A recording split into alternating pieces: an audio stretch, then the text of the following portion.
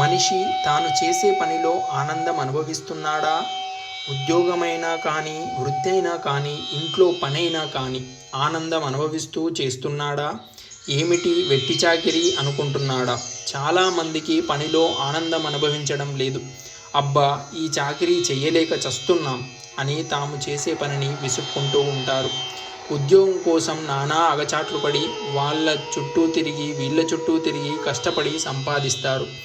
ఉద్యోగంలో చేరినప్పటి నుంచి అనవసరంగా కష్టపడిపోతున్నట్లు, తమకిచ్చే జీతం కన్నా అనవసరంగా కష్టపడిపోతున్నట్లు, తమకిచ్చే జీతం కన్నా ఎక్కువ శ్రమను ధారపోస్తున్నట్లు ఫీల్ అయిపోతూ ఆ బాధని, విసుగుదలను అనుక్షణం వ్యక్తం చేస్తూ ఉంటారు. ఓ యువకుడు కానీ, యువతి కానీ యుక్త వయసు వచ్చినప్పటి నుంచి పెళ్లి కోసం కలవరిస్తూ ఉంటారు. పెళ్లి ఎప్పుడవుతుందా అని తహతహపడుతూ ఉంటారు. కొందరు ఆడపిల్లలైతే ఓ దశలో అసలు పెళ్ళవుతుందా కాదా అన్న దిగులుతో, అనుమానంతో కృంగిపోతూ ఉంటారు. పెళ్ళై కొన్నాళ్ళైనా గడవదు. ప్రపంచంలో ఉన్న కష్టాన్నంతా తామే అనుభవిస్తున్నట్లు విసుగుదలను వ్యక్తం చేస్తూ ఉంటారు. అంతవరకు ఎందుకు? ఇంట్లో రోజూ చేసే పనిని కూడా ఆనందంతో చెయ్యరు.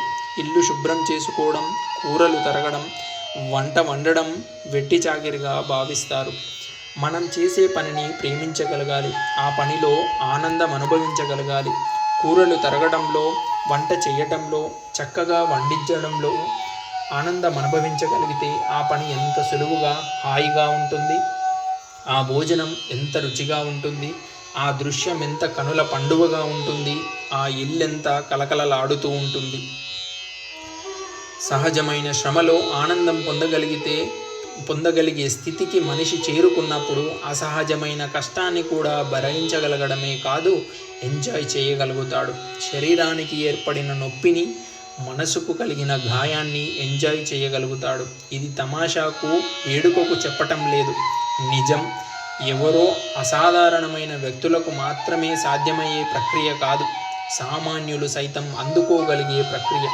మన విధి నిర్వహణను, కష్టాలుగా కనిపించే సాధారణ సంఘటనలను ప్రేమించగలగాలి.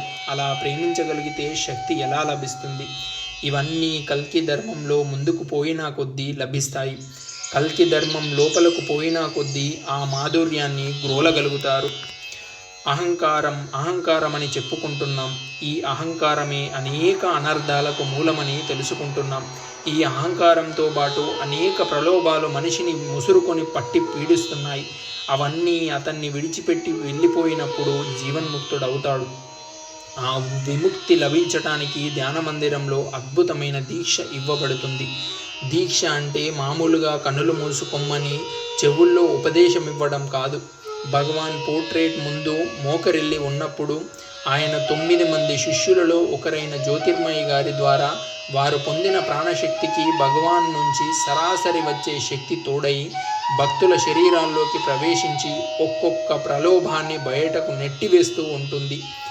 ఓం మోక్షో నామ జీవస్య ముక్తికి ఏతస్మాత్ ఇంద్రియాణం విముక్తిః ఏతస్మాత్ అహంకారాత్ విముక్తిః ఏతస్మాత్ మనసో విముక్తిః ఏతస్మాత్ జ్ఞాతస్య బంధాత్ విముక్తిః ఏతస్మాత్ సంస్కృతేర్బంధాత్ విముక్తిః ఏతస్మాత్ సమాజస్య బంధాత్ విముక్తిః ఏతస్మాత్ కర్మణో బంధాత్ విముక్తిః ఏతస్మాత్ ఇది సత్యం సత్యమేవ సత్యం.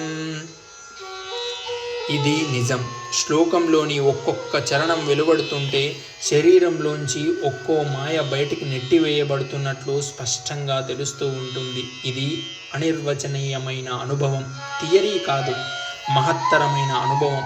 నేనన్నది తనలోంచి తొలగిపోతున్న అనుభవం, నిన్ను నీవు తెలుసుకుంటున్న అనుభవం.